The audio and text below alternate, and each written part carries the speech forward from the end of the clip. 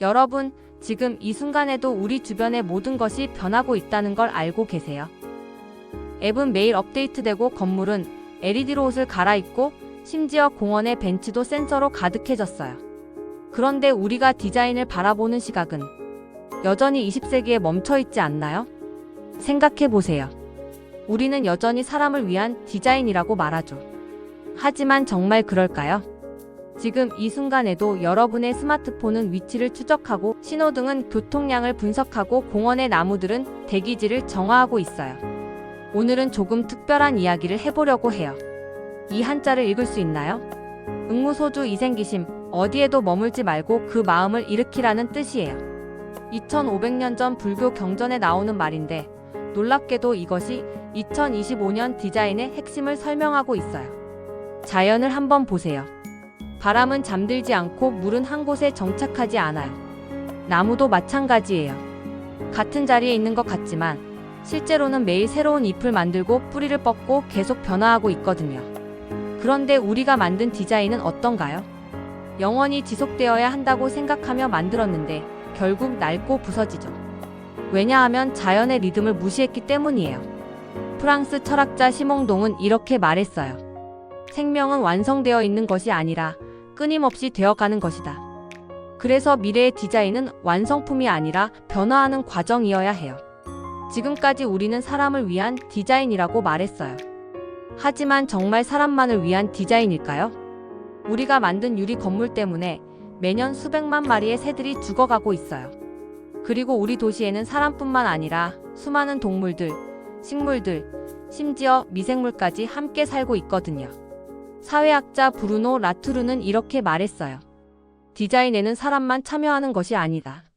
센서, 공기, 열, 데이터, 기계, 동물들도 모두 동등한 행위자다. 예를 들어 스마트 신호등은 단순히 사람이 만든 것이 아니에요.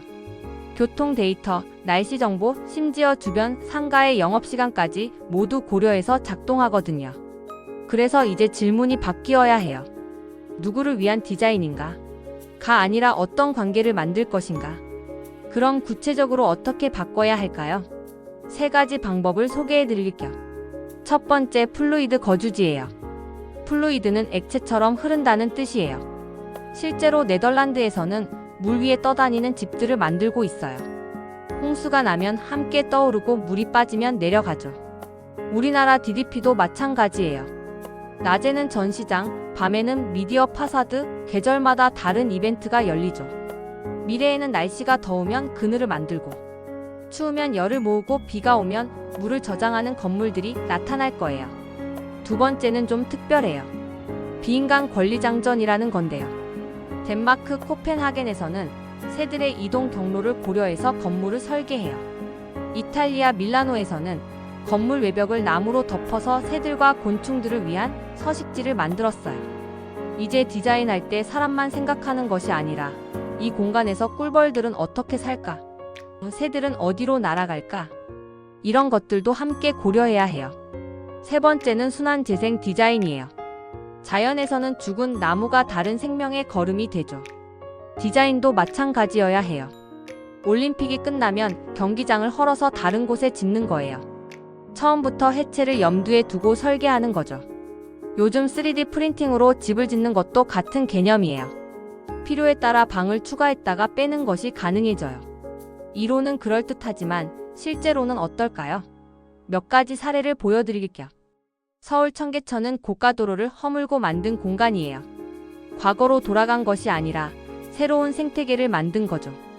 런던에서는 벤치에 태양광 패널을 설치해서 사람들이 휴대폰을 충전할 수 있게 했어요. 저도 써봤는데 정말 편해요. 그런데 더 중요한 건 이 벤치가 사용량을 분석해서 도시계획에 활용된다는 거예요. 스페인 바르셀로나에서는 일부 도로를 막아서 아이들이 뛰어놀 수 있는 공간을 만들었어요. 처음에는 상인들이 반대했지만 오히려 매출이 늘어났어요. 사람들이 더 오래 머물게 되었거든요. 그럼 이제 디자이너가 되고 싶은 분들 또는 이미 디자이너인 분들에게 6가지 조언을 드릴게요. 머물지 말라. 한 가지 스타일, 한 가지 방법에 안주하지 마세요. 연결하라. 사람과 사람뿐만 아니라 사람과 자연, 기술과 감정을 연결하세요. 되돌려라. 만든 것이 다시 자연으로 돌아갈 수 있도록 설계하세요. 공명하라. 최신 기술과 전통 지혜가 함께 울릴 수 있도록 하세요.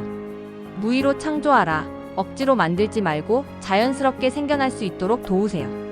청취하라. 사람의 말뿐만 아니라 공간의 목소리도 들어보세요. 이 중에서 가장 중요한 건 마지막 청취하라예요. 한번 조용한 곳에 가서 귀를 기울여 보세요. 바람 소리, 새 소리, 심지어 건물이 만들어내는 소리까지. 모든 것이 이야기를 하고 있거든요. 응무소주 이생기심, 어디에도 머물지 말고 그 마음을 일으키라. 디자인은 이제 무엇을 만드는 일이 아니라 무엇이 스스로 자라날 수 있는 조건을 만드는 일이에요. 우리가 만든 공간에서 아이들이 뛰어놀고 새들이 둥지를 틀고 나무가 자라고 사람들이 만나고 이 모든 것이 자연스럽게 일어날 수 있도록 돕는 것, 그게 바로 새로운 디자인이 아닐까요? 이 영상이 도움이 되었다면 구독과 좋아요 부탁드리고 댓글로 여러분의 생각도 들려주세요.